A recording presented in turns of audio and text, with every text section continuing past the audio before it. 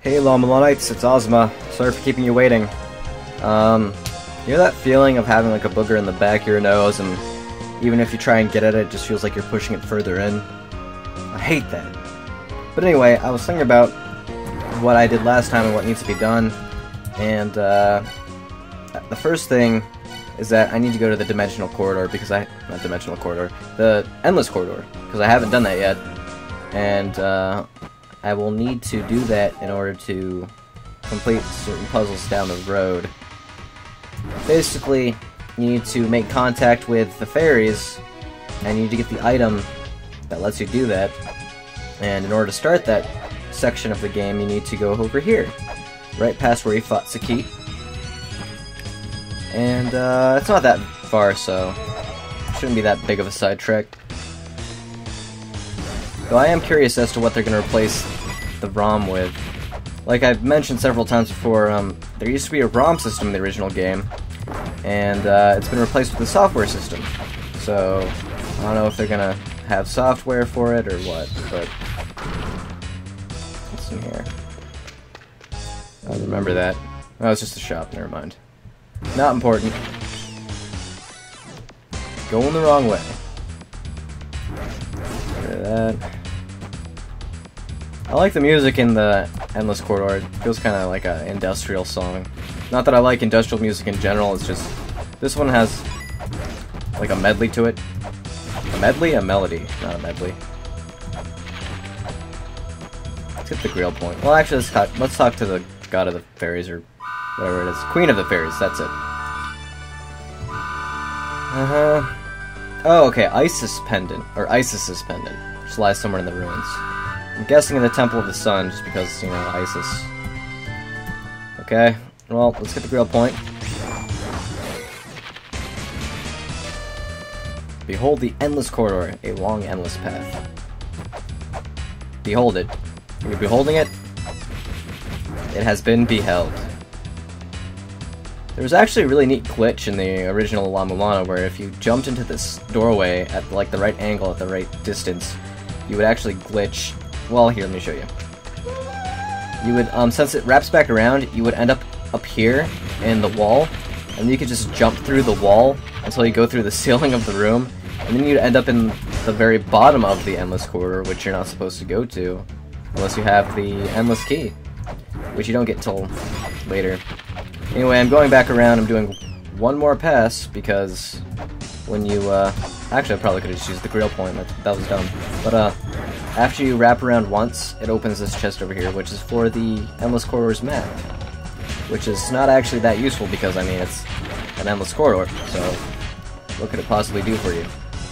But now that's done, let's go to the Temple of the Sun and look for this thing. And we'll check my email too, because they'll put, "What's up? It's me! Apparently there's a race called fairies still living in the ruins. Yo! They will only help the one that holds the right treasure." That's right! So maybe you should search for the treasure first. Know what I'm saying? Look at the map, and if there are rooms with suspicious names, just check it out, yo! So, I guess that's Zelput's hint. Let's check the room then. The watchtower. We'll move over here first. We'll check the left areas, and then we'll check the right areas.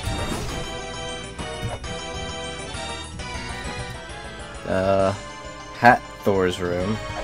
I'm not familiar with that Egyptian god.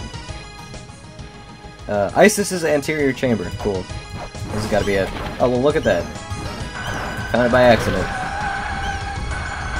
Lucky me. Get out of here, Sonic. Oh, that's a neat statue. I like that. Isis, the mother of Horus, a flood of motherly love shall grant thee healing powers. Could go for some of them healing powers right about now. And there it is. Isis is a pendant. That means we gotta go back to the dimensional... Not dimensional, why do I keep saying that? Endless Corridor. The dimensional corridor is actually the backside of the Endless Corridor. Except not really. It'll get explained later. That is indeed the Isis's pendant. The Isis's pendant? So yeah, basically there will be tiny lights that you can make contact with in the ruins, and if you do that, then it'll make a fairy appear. And they are useful because they can be used to solve puzzles and heal you and stuff like that. I think they might have changed them up a little bit since the last game, but whatever. Okay, next I need to start working on unlocking Vi. So I need to go to the Moz...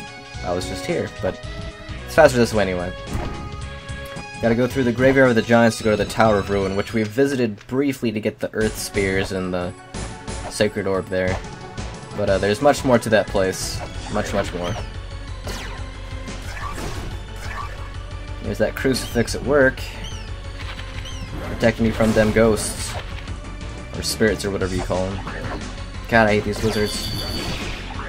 Oh, you know what? I went the wrong way. Mu is the nameless one, the one who rises into the sky. That reminds me of Chrono Trigger, because you can find a bunch of the Mu in Zeal, which is kind of cool. I wonder if that's a reference. Probably it's more of like a mythological thing. I don't really know much about that mythos. I'm really more of a... I know a lot about the Mesopotamians and a bit about the Norse. Wow. Would you slow down, Lameza? You know what, just walk by. You can walk by those spikes, I keep forgetting. Okay, so now we're back at the Tower of Ruin. Whoa! Whoa, whoa, whoa, whoa, no, no, no, no, no. Man, what is it about these fire areas that just screw me up so bad?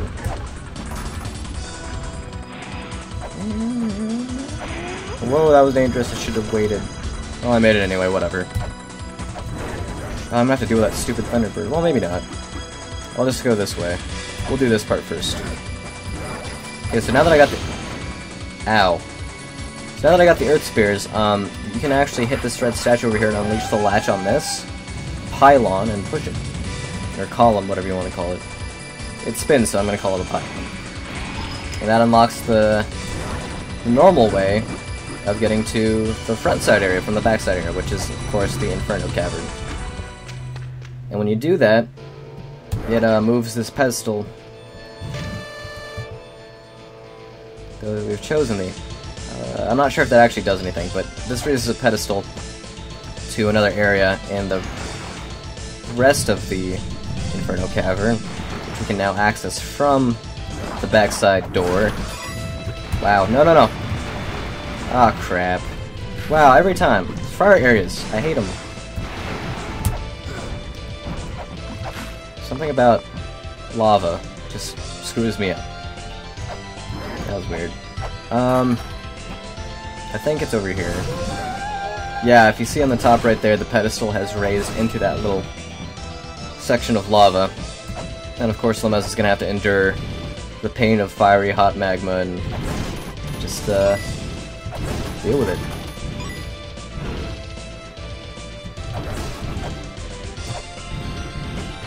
I find it kind of questionable that a weight placed on a pedestal in lava would actually really do anything in terms of like actual weight placed upon the pedestal, but that's the game. It's the game. So let's go back to... Let's just warp back to the Inferno Cavern and check, make sure that the pedestal appeared. Let's do it. I'm doing it.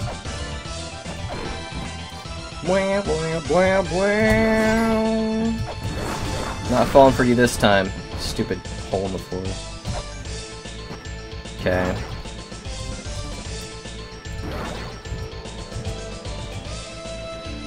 Yep, there it is. Do I have an Ankh? No, I don't have an Ankh.